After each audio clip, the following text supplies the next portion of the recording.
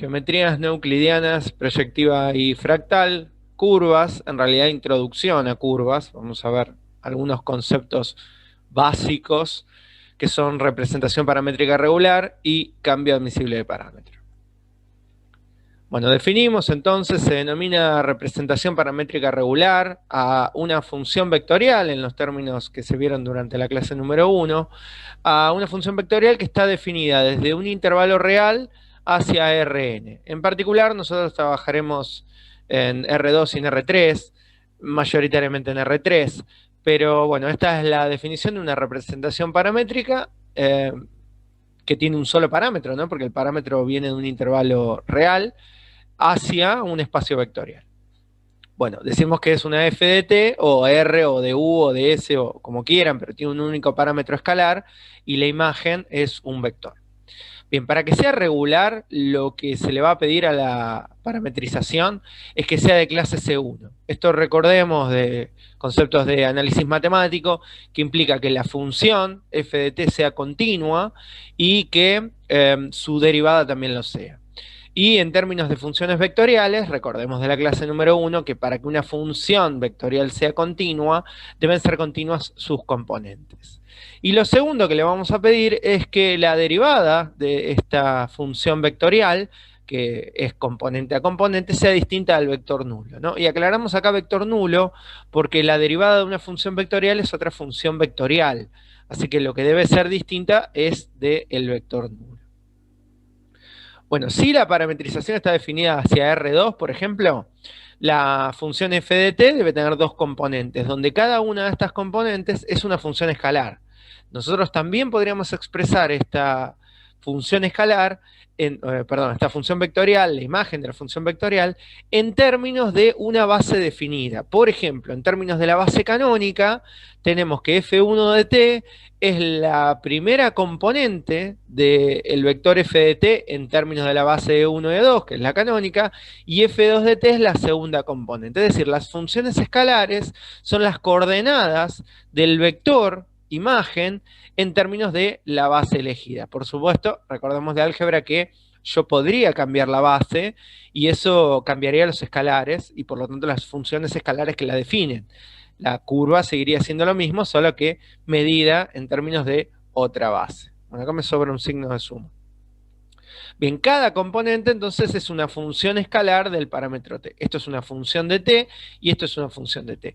¿A qué se refiere el apunte cuando dice que es una función escalar? Bueno, que f1 de t va de r en r, ¿no? T, que es el parámetro del dominio de la función f1, me da por resultado un escalar. Yo le doy un escalar, me devuelve un escalar, esto es una función escalar. f1 de t no es una función vectorial, es la primera componente de la función vectorial, y f2 de t es una función escalar, que también le doy un escalar, me devuelve un escalar, y que conforma la segunda componente de f de t, que sí es una función vectorial. Bueno, y si estamos en R3, necesitamos tres componentes en términos de una base elegida, por ejemplo, de la base canónica, f1 de t por el primer vector canónico, más f2 de t por el segundo vector canónico, más f3 de t por el tercer vector canónico, donde cada componente es nuevamente una función escalar que define la componente y la coordenada en términos de la base. Bueno, ejemplo número 1 de una función de una parametrización en realidad regular. Esta sí es una función, ¿sí? Tenemos una función, no confundir función con curva, ¿sí? O función con la parametrización. Esta es una función en R2, lo que nosotros queremos hacer ahora es encontrar una parametrización que represente esta curva, ¿sí? Entonces voy a tomar un punto genérico de la curva, en la curva definida, voy a tomar un punto genérico y lo que voy a utilizar para ese punto genérico es algún procedimiento algebraico, algún procedimiento matemático que me permita expresar la primer componente x como una función de algún parámetro, por ejemplo una f1 de t, y la segunda componente y también como función de un parámetro. A ver esto en un dibujo. Bueno, esta curva roja es la curva que el ejercicio me pide obtener una parametrización. Lógicamente es una parábola, ¿no? Con vértice en -1, 2. Así que es esta parábola que nosotros tenemos acá. Yo necesito que el punto, que tiene coordenadas y componentes x, y, o el vector, ¿no? Sería quizás lo mismo decir, pero recordemos el isomorfismo entre el punto y el vector posición. Necesito que este punto, la coordenada en x y la coordenada en y, aparezcan como funciones de t. Entonces, una de las formas de trabajar es en una función que admite forma explícita, es decir, que puede despejar y o que puede despejar x, es lo que se denomina el método de parametrización de Monge, que esto viene de Gaspar Monge, que fue un matemático, un matemático francés que se desarrolló mayoritariamente en la parte de la geometría, ¿no? Bueno, en función de este método de parametrización, la parametrización de Monge, nosotros podemos obtener una parametrización a partir de una función que admite forma explícita. Esto consiste en tomar alguna de las dos variables, por ejemplo la independiente, que sería la x, y usarla como parámetro. Es decir, que el punto xy, x sea el parámetro, y que por lo tanto, como y es x más 1 al cuadrado más 2, bueno, y es x más 1 al cuadrado más 2 en el punto. Entonces lo que me queda es una expresión vectorial con un único parámetro que es x. Si bien no es necesario, muchas veces lo que hacemos es renombrar a x como t para que la parametrización, en lugar de quedarme como f de x, me quede como una f de t, donde x es t, ¿sí? Y, o sea, x, la función f1 es x de t, que sería la función identidad, y la segunda componente, y de t, es t más 1 al cuadrado más 2. Esta representación, ¿sí? Esta representación paramétrica que obtuvimos es una parametrización de la función que está ahí arriba, donde como x es igual a t y el dominio de x en la función es todos los reales, y coinciden, acá tenemos que x es igual a t, entonces t pertenece a los reales. Si volvemos al dibujo que tenía recién, acá yo ya tengo marcado el parámetro t y el punto como función, que es esto que está expresado acá. En este punto x es función de t y y es función de t. Yo le di un dominio de menos 100 a 100 porque acá en GeoGebra no puedo poner dominio a todos los reales, y acá el deslizador t como variable t también lo acoté de menos 10 a 10, ¿sí? Porque no, de vuelta, no puedo hacer que esta recta sea infinita. Pero lo que quiero que vean es que la parametrización no es la curva. Si la curva roja no es la parametrización es la función vectorial que a un punto de t, por ejemplo a t menos 4,2, le asigna este punto f de t. A ver, esperen que les voy a poner las coordenadas al punto. Ahí está, le agregué las coordenadas al punto, ¿no? A t igual menos 4,2, a un valor de t, escalar sobre el eje real, la función le asigna un punto en R2, que es de coordenadas menos 4,2, 12,24 aproximadamente. Y a medida que t se desplaza, a cada valor de t le asigna un punto sobre la curva. Es decir, el conjunto de todas las imágenes de la parametrización es la curva. Y fíjense cómo esta parametrización, dado que este eje, donde se desplaza t, es el eje real, tiene una orientación, esta parametrización recorre la curva en este sentido, ¿sí? Y a una determinada velocidad,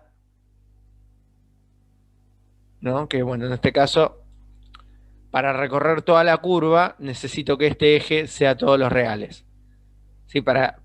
Como esta curva va de menos infinito a menos infinito, de menos infinito a más infinito, digo, y el parámetro es igual a x, entonces el eje real, el eje que contiene a t, tendrá que ser todos los reales para poder recorrer toda la curva. Bueno, acá está la curva representada.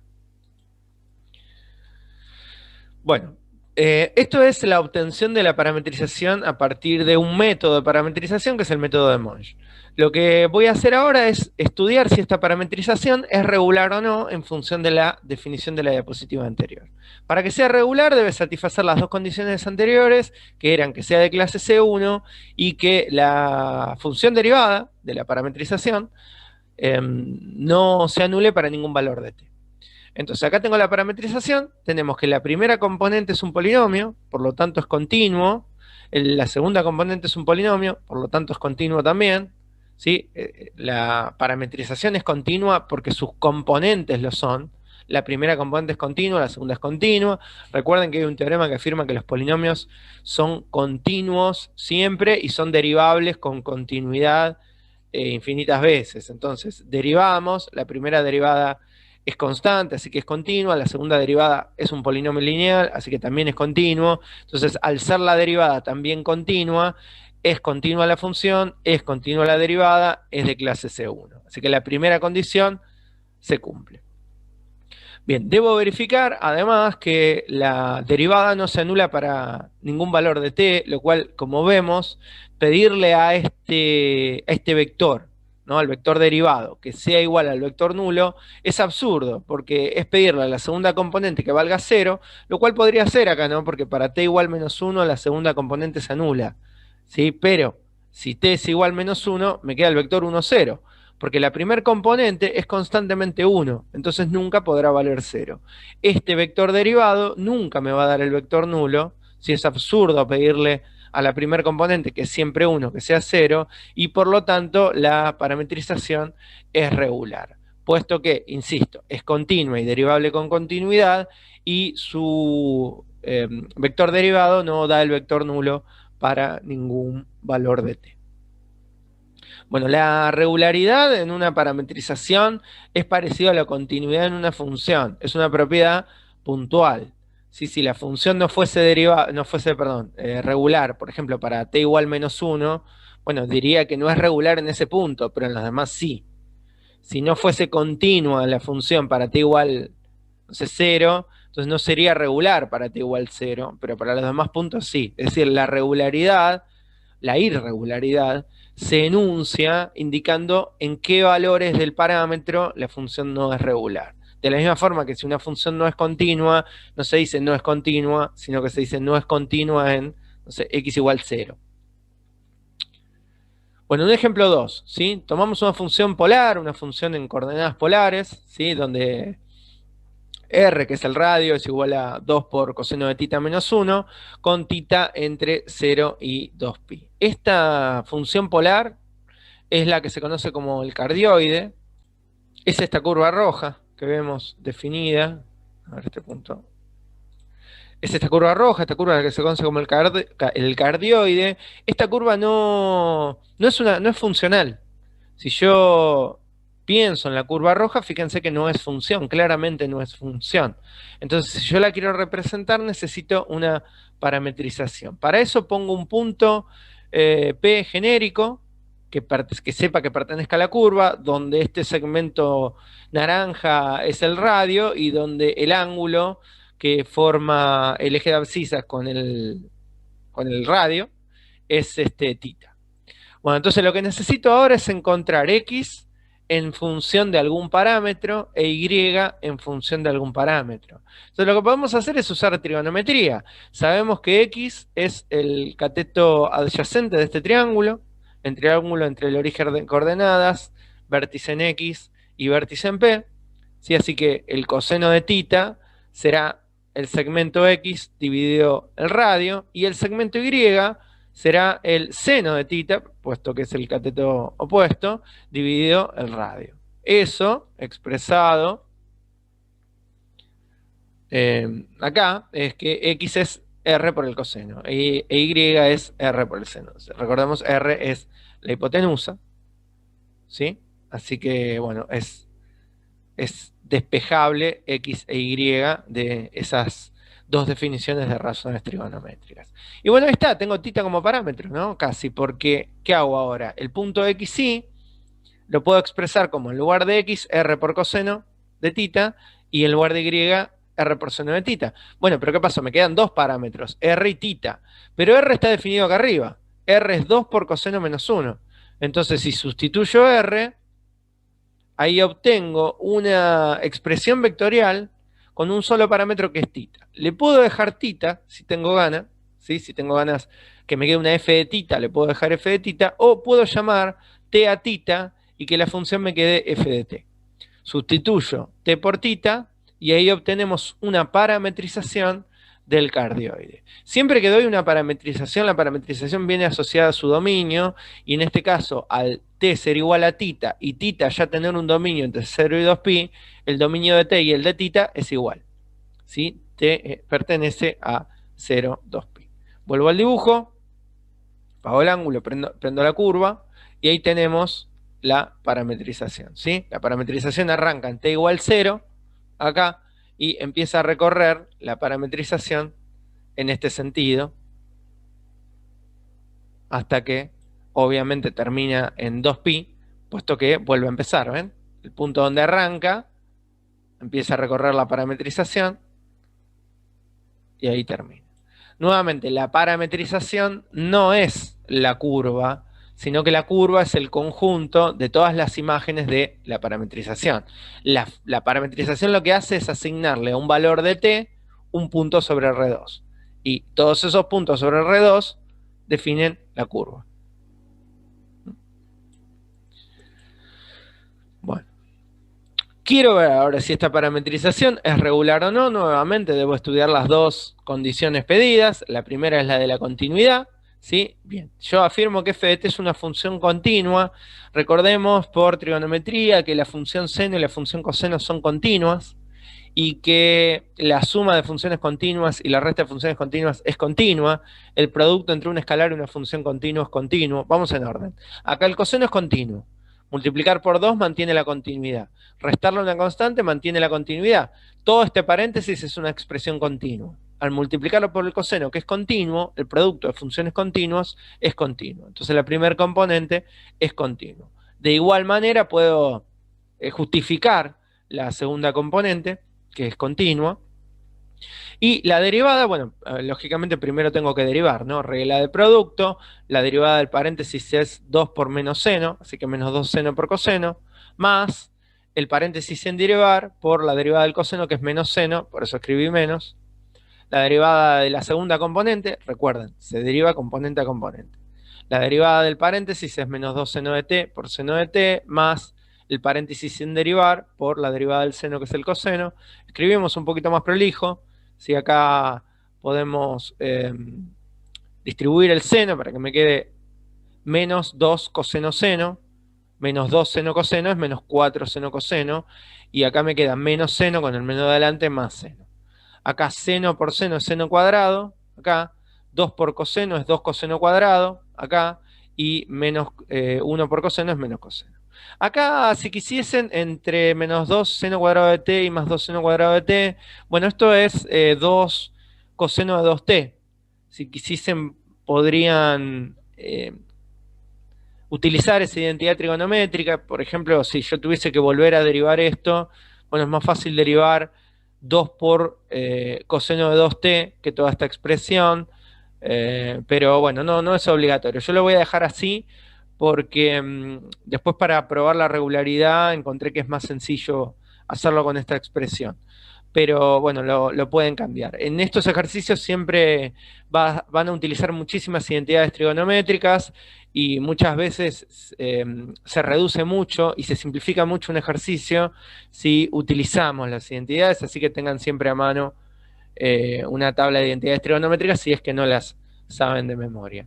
De la misma forma que seguramente van a ir a buscar la tabla de derivadas y la tabla de integrales a lo largo de esta materia, bueno, también tengan a mano la tabla de identidades trigonométricas.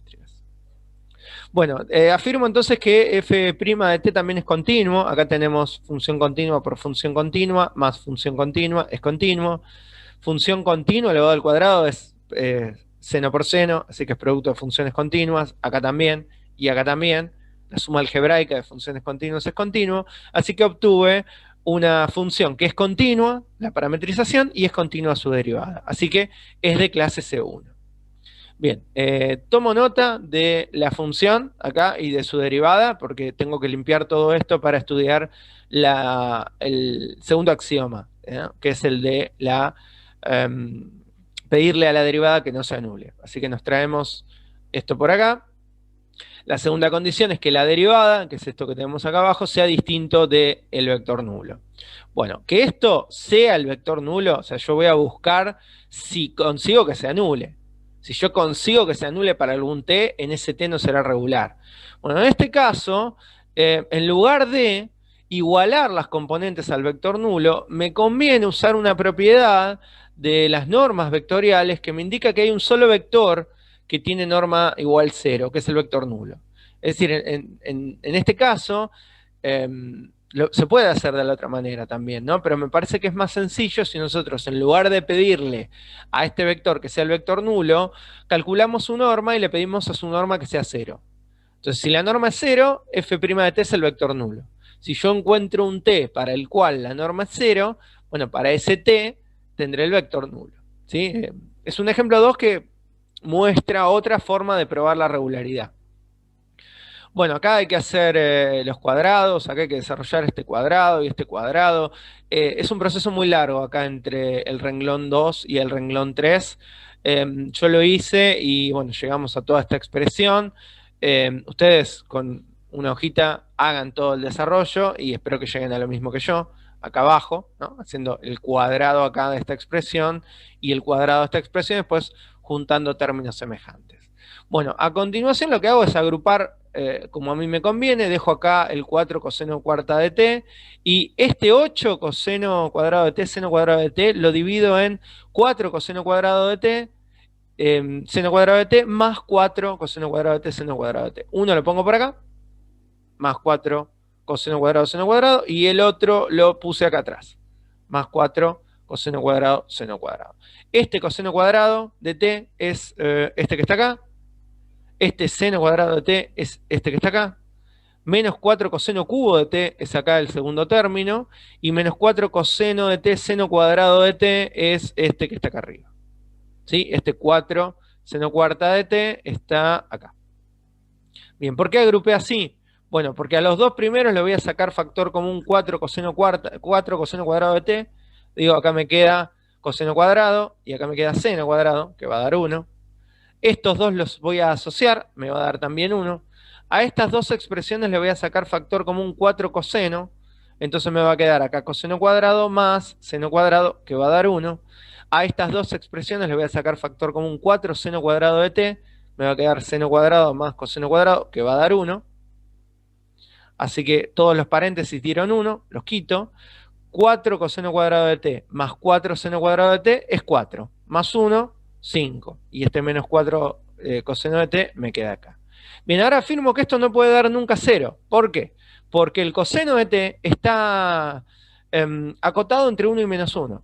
Entonces, para que esta cuenta dé 0, este 4 por coseno de t me tendría que dar 5, que es absurdo, porque 4 por coseno de t lo máximo que puede dar es 4. No alcanza nunca a dar 5 esta cuenta. Entonces esto es diferente de 0, y acá pongo 0, no vector nulo, ¿no? Estamos hablando de la norma. La norma de la derivada nunca da 0, y por lo tanto el vector nunca es el vector nulo. Entonces se verifica que es una parametrización regular. ¿Sí? Dos formas de estudiar la regularidad. Bueno, en este caso de los ejemplos los dos fueron, pero si acá, por ejemplo, en lugar de quedarme 5 menos 4 coseno de t, me hubiese quedado 4 menos 4 coseno de t, cada vez que el coseno de t valga 1, la norma daría 0 y el vector sería el vector nulo. Entonces ahí lo que diría es que no es regular para el coseno de t igual 1, lo cual implica, bueno, que t sea 0 o 2pi, según como esté definido el dominio. Bueno, una definición más, cambio admisible de parámetro.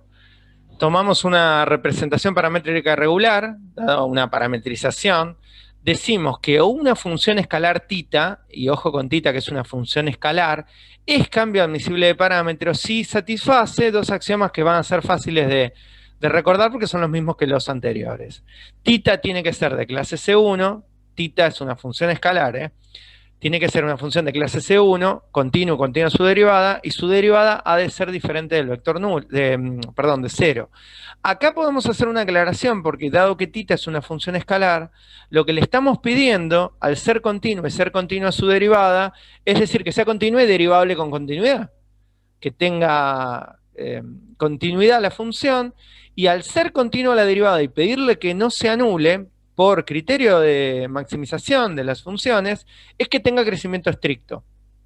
Si la función θ tuviese intervalo de crecimiento y de decrecimiento, habría un valor donde la función se anularía, la derivada, ¿no? Por, recordemos, el criterio de la derivada primera. Entonces, si le pedimos que sea continua, no puede cambiar el crecimiento sin generar un máximo. Y si le pedimos que no, o un mínimo, y le pedimos que no se anule la derivada, bueno, le estamos pidiendo básicamente a θ que tenga crecimiento estricto, o que crezca o decrezca. Bien, todo cambio admisible de parámetro introduce una parametrización de la curva original. Yo tengo una parametrización dada, por ejemplo, la parábola que parametrizamos. Si esa parametrización de la parábola la sometemos a un cambio admisible de parámetro, obtenemos una parametrización nueva, pero de la misma curva. Y en ese caso, dado que las dos parametrizaciones corresponden a la misma curva, se dice que son parametrizaciones equivalentes. Este es un concepto importante porque me permite a mí afirmar que una curva admite infinitas parametrizaciones.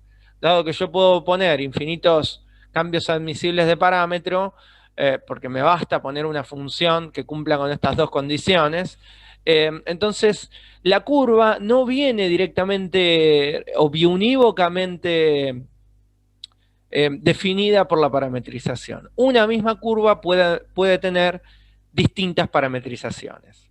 Bueno, recíprocamente, si yo tengo dos parametrizaciones y demuestro que entre las dos parametrizaciones hay un cambio admisible de parámetro, es decir, una función escalar que satisface estos dos axiomas, entonces diré que las parametrizaciones son equivalentes. Bueno, un ejemplo, ¿sí? Un ejemplo 1 de cambio admisible de parámetro. Tomamos nuevamente la parametrización del cardioide, que es la que hicimos en el ejemplo 2 de regularidad, que ya habíamos probado que era una parametrización regular, tenía su dominio, esto ya lo habíamos visto durante el ejemplo, y sobre esta función, sobre esta parametrización, introducimos una función escalar que va a ser t de r igual a r más 1. Esta es mi función θ, que en este caso la llamé TDR, ¿sí? Esta es mi parametrización, mi cambio admisible de parámetro, que en realidad tendré que probar que es cambio admisible de parámetro. ¿De dónde a dónde? ¿Cuál es el dominio y cuál es la imagen de T? Bueno, lógicamente, como yo voy a sustituir T acá, arriba, ¿no? Yo quiero que la función termine en el dominio de T, termine en 0, 2pi. Y por cómo está definida, fíjense que para que T sea 0, R ha de ser menos 1. Entonces ahí tengo el primer valor del intervalo dominio. Y para que T sea 2pi, para que termine el intervalo, R tiene que ser 2pi menos 1, para que sumado a 1 me dé 2pi. Entonces ahí tengo dominio e imagen de la función. Bueno, resulta que por ser un polinomio de grado 1, esto es mucho más fácil de probar porque es una función escalar. Los polinomios son continuos y derivables con continuidad, así que efectivamente es una función de clase C1. ¿Y cómo me doy cuenta que es cambio admisible de parámetro? Bueno, porque es una recta y tiene crecimiento estricto. La derivada no se anula. Además, si no lo quiero probar desde el análisis cualitativo de la función, bueno, la derivada de t de r es 1. Así que no vale 0, porque es constantemente 1. Bueno, muy bien. Cuando compongo la función, si yo tengo la función f de t, como t es función de r, tendré f compuesto con t de r. Me voy a quedar con una f de r. Donde tengo t, tendré que poner a r más 1. En lugar de t, va a r más 1. Entonces me queda 2 por coseno de r más 1 menos 1 por coseno de r más 1. Y como segunda componente, 2 por coseno de r más 1 menos 1 por seno de r más 1. Y esta es mi nueva parametrización con su nuevo dominio que parametriza la misma curva. Dado que parametrizan las mismas curvas, f de t y f de r son parametrizaciones equivalentes. Ahora, lo que alguien podría preguntarse es, ¿y cuál es la diferencia entre las dos parametrizaciones? Bueno, vamos a ver esto en el diagrama. Bueno, acá tengo f de t es el mismo dibujo que habíamos visto recién. Esto recorre la curva en este sentido. El parámetro t empieza en 0 y termina en 2pi. Para 0 le hace corresponder ese punto y para 2pi el mismo, y recorre la curva en este sentido.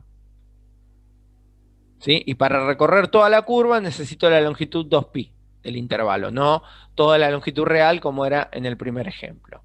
Ahora bien, la parametrización FDR, que es el punto verde, arranca en -1 y termina en 2pi menos 1, en 5,28. Entonces fíjense que esta parametrización arranca en ese punto, recorre la parametrización en este sentido y termina ahí, termina en ese punto.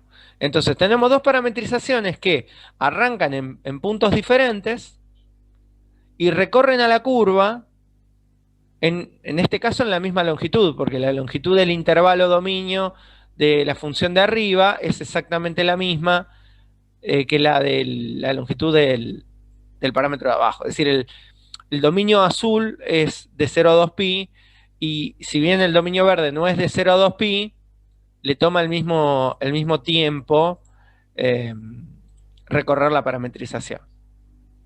Hoy tenemos entonces dos parametrizaciones distintas que recorren a la curva de diferente manera, pero que en definitiva recorren la misma curva. Por eso son equivalentes.